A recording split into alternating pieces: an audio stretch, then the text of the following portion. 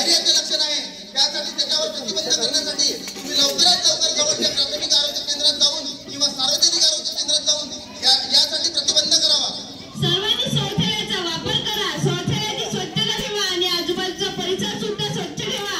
आणि हा जेवणाआधी आणि शौचालयाच्या वापरानंतर स्वच्छ पाण्याने, साबणाने आणि डेटॉलने स्वच्छ असे हात धुवायचे। नवजात बाळाला कमीत कमी 6 महिन्यापर्यंत स्तनपान करा आणि 2 वर्षापर्यंत आईच्या दुधासोबत पोषक असे आहार द्या। आणि सर्वात महत्त्वाची गोष्ट म्हणजे पिण्याचे पाणी उकळून थंड करून स्वच्छ अशा भांड्यातच ठेवावे। बाळाला लोटावाल्याची लस नक्कीच द्या आणि त्याचबरोबर व्हिटॅमिन ए ची मात्रा सुद्धा द्या। आणि हो, या 7 महत्त्वाच्या मुद्द्यांपैकी एकही मुद्दा सुटला तर अतिसार म्हणजेच डायरियाची सुरुवात झाली म्हणून समजा। आता आपण बघूयात पहिले अतिसार म्हणजे काय आणि याच्यावर प्रतिबंध करायचा तर करायचा कसा।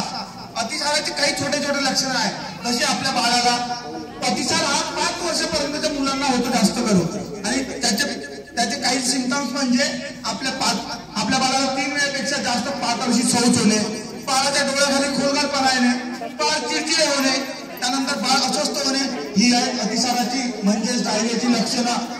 आपल्या जर बाळाला असे कुठले लक्षण आढळल्यास त्वरित त्याला जवळच्या प्राथमिक आरोग्य केंद्रात किंवा सार्वजनिक आरोग्य केंद्रात घेऊन जा आणि डॉक्टरांना दाखवा।